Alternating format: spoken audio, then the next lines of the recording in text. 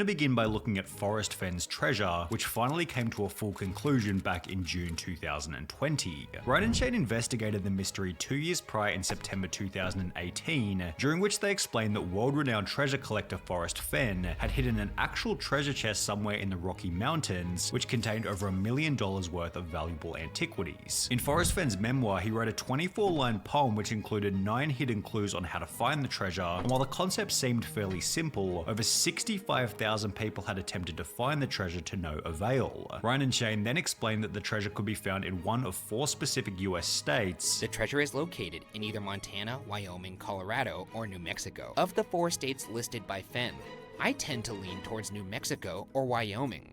Wyoming because a majority of Yellowstone National Park resides within that state, and Yellowstone was a place where Fenn spent his formative years camping with his father. And although Wyoming seemed like the most likely location for the treasure, the boys eventually settled on looking in New Mexico, flying to the state with over a month's worth of research under their belt. Ryan and Shane looked at 3 different locations in New Mexico, put up with bad weather and rough terrain, and at one point even thought that they had found the treasure. That right there. Look, there's a box. What do you mean there's a box? Right here, look. Is that a box or just a very square rock? That is a very, very square rock. However, the trip ultimately ended with the boys Yo.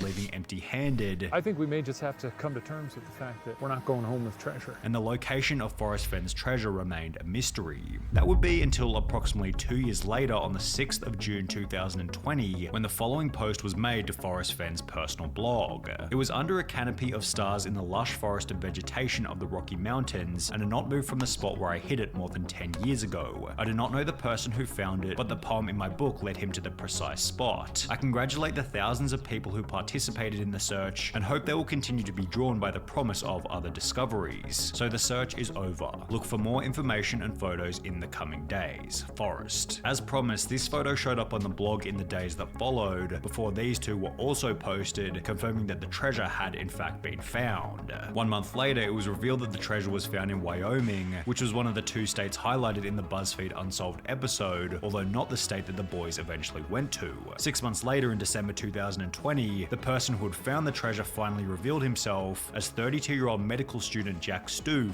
who coincidentally used to be one of Buzzfeed's writers. Jack had found out about the case in 2018, the same year that Ryan and Shane investigated it, and stated that he thought about it for at least a couple hours a day every day since he learned about it, also adding that he planned on selling the treasure to pay off his student loans. The treasure went up for auction on the 13th of December 2022, and after a whopping 1,643 bids, eventually sold for an impressive $1.3 million US.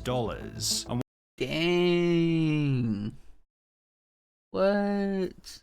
While it took over 10 years for someone to eventually find the treasure, this is nothing when compared to the boy in the box, who was recently identified after 65 years of mystery. Ryan and Shane covered the boy in the box back in August 2017, with the major details being that in 1957, a box was found on the side of a road in Philadelphia, Pennsylvania, which contained the body of a boy between 4 and 6 years of age. The box had serial numbers on the outside, a blanket on the inside, and items of clothing scattered around it. However, despite having access to numerous pieces of evidence, authorities were unable to identify who the boy was.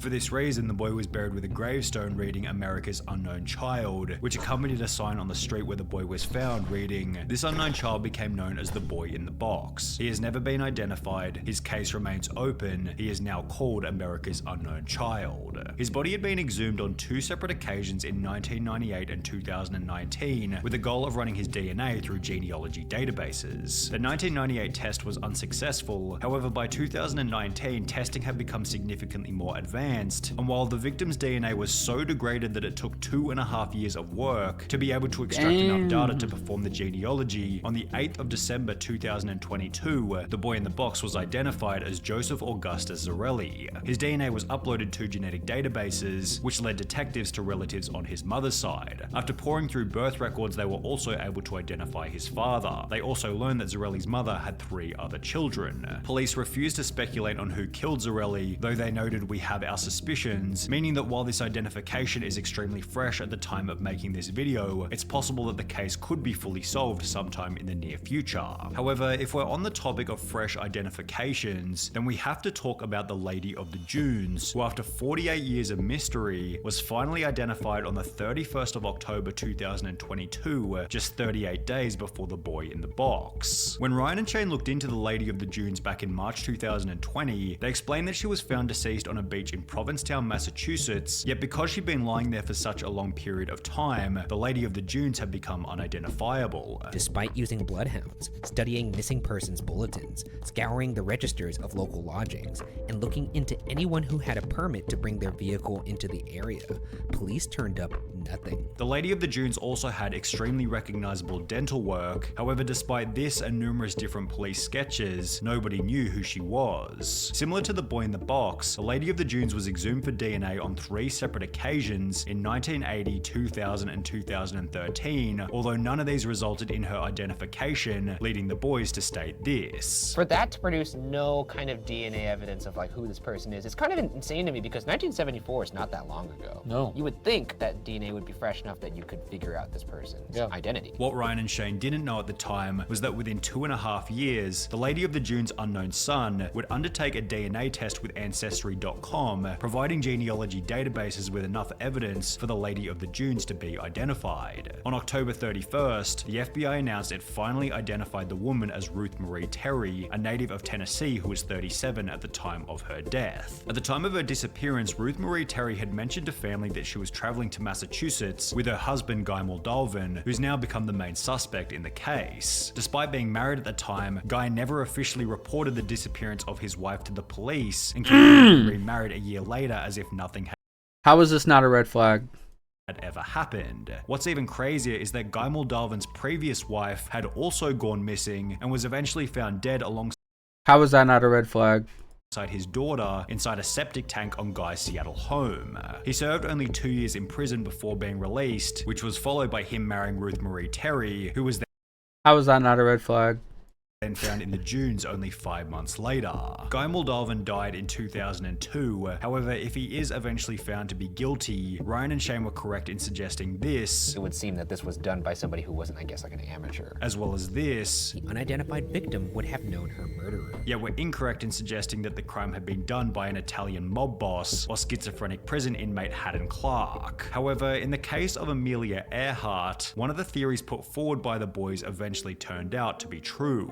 Ryan and Shane explained that Amelia Earhart was trying to become the first woman to fly around the world. However, on the stretch between Papua New Guinea and the Howland Islands in the South Pacific, Amelia Earhart, her navigator Frank Noonan, as well as their plane vanished and were never found again. The main theory put forward in the Unsolved episode was that Earhart's plane had run out of fuel and either crashed into the ocean or had successfully made a crash landing on the South Pacific island of Nkumaroro. Evidence for the successful crash landing was that 2 years after Earhart's disappearance, a British colonial officer by the name of Gerald Gallagher found a campfire, sextant, and a partial human skeleton on the previously uninhabited island. The bones were sent to a physician in Fiji, who concluded that they most likely belonged to a male who was short, stocky, and of European descent, eliminating the possibility that the bones belonged to Earhart. However, Ryan went on to explain that at a later date, the bones had been run through an updated database, which suggested that they could have belonged to a tall woman of European descent, which fit the description of Earhart perfectly. Well, approximately a year after the Buzzfeed Unsolved episode was uploaded, an article popped up on NPR.org titled "New Research Claims Bones Found 80 Years Ago on Pacific Atoll Likely Amelia Earhart's," which explained that the bones had been run through Modern Ancestry Program 4-disc, which found that Hoodless had incorrectly determined the sex of the remains. The data revealed that the bones have more similarity to Earhart than to 99% of individuals in a large reference sample. It's a bit of a stretch to call the case of Amelia Earhart solved based on a couple of correctly sized bones. However, there's significantly better evidence for the person featured in Buzzfeed Unsolved's very first episode, the Somerton Man, who was finally identified in July 2022 after 74 years of mystery. The Somerton Man was found dead on a beach in Adelaide, Australia back in 1948, dressed immaculately in a full suit with polished shoes. Strangely enough, all of the tags had been removed from his clothing, with his fingerprints failing to hint at who he might be.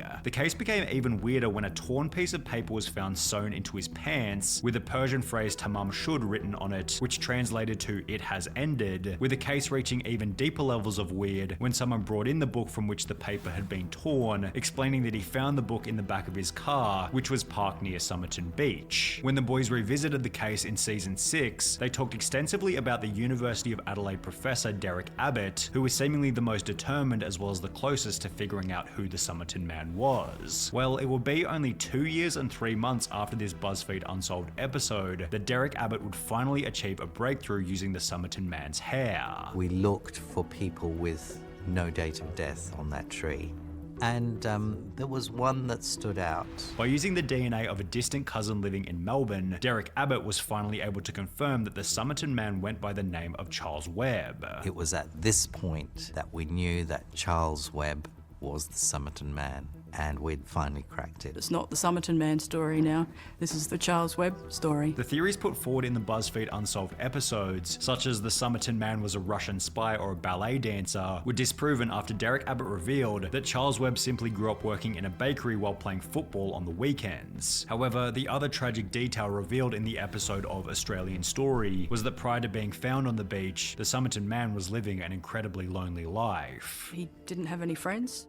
Not at all a happy person. Turns out that Charles loved to write poetry, and his favourite subject that he would write. I'm not gonna lie. The other stories they were saying about him being, wait, what did they say? Him being a Russian spy. That was a little bit cooler, but you know, whatever. Yo, R.I.P. Charles. Write about was death. This story turns out that it's not some wild spy drama. It's really a sad, tragic domestic situation. Alright guys, that's that on that. Let me know in the comment section if there's any specific videos you want me to react to. Make sure you hit that like button, hit that subscribe button. As always, man, I'll catch you on the next one.